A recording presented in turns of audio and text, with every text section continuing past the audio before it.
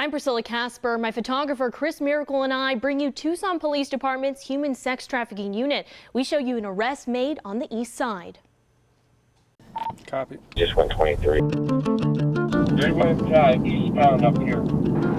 You're gonna have to get that camera lower. Like if we lose him at this point, like that's the day. Chain link fence around the wash area. Tucson Police Department's Human Sex Trafficking Unit on the hunt to take suspected sex traffickers and pimps off the streets. After months spent working on one case, they let us in on a top secret operation. This guy Amadi is our primary offender. He has a history of meeting underage women on kind of phone apps, and what he does is he gets the young women to have sex with adult men.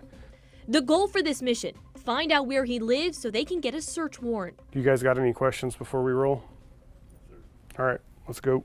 Let's radio check. Sergeant Benjamin Free runs the unit. The cops I roll with, they came to hunt. He says a mother reached out believing her daughter had been trafficked after meeting this man online. You get online and you're swimming with the sharks, so she was playing around with these internet apps that, you know, she kind of came into contact with our primary suspect, and, you know, these guys are pretty slick. Sergeant Free says typically these chats begin with innocent photos. Got serious real quick, and the next thing you know, this guy's arranging for adult men to sleep with a juvenile. He says some women are so deep in the relationship they don't realize they're being taken advantage of.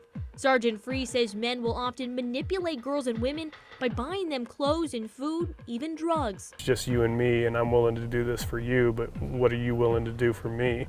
He says a bulk of the sex trade is online because it's more convenient for sex buyers to schedule when they want it. Sergeant Free sees women and men of all ages in Tucson being trafficked, but primarily women in their teens to late 20s.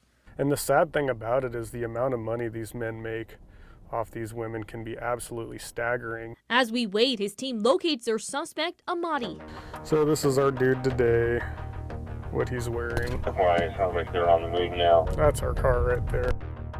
No, this CRV, muddy CRV. He's down to the road, running south. Why is he running? Yeah, I don't have a visual of him running right now. I'm going to circle back around. If they lose him, they'll have to start all over. These are dangerous dudes that we need to get off the streets, and like we're here to pursue them and put them in jail where they belong. All right, I got him. He's running north on the stone now. He's going back he's running across the library. Officers trail him all day. He gets back into a car with two older women, gets dropped off at a bus stop, gets into another car with a younger woman, and goes to an apartment Sergeant Free says they didn't expect. The suspect unknowingly gave them a big tip.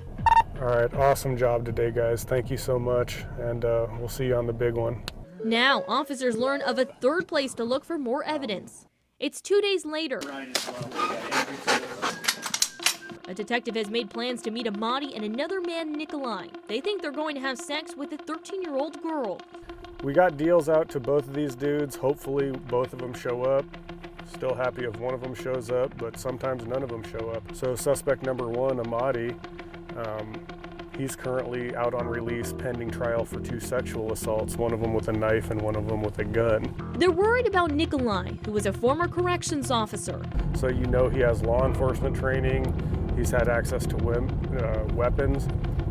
Additionally, he has posted pictures on Facebook with him holding an AR-15.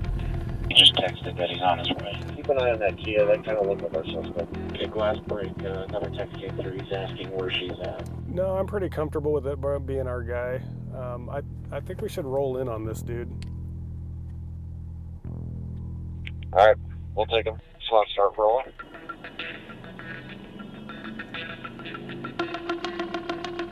Is that a positive ID?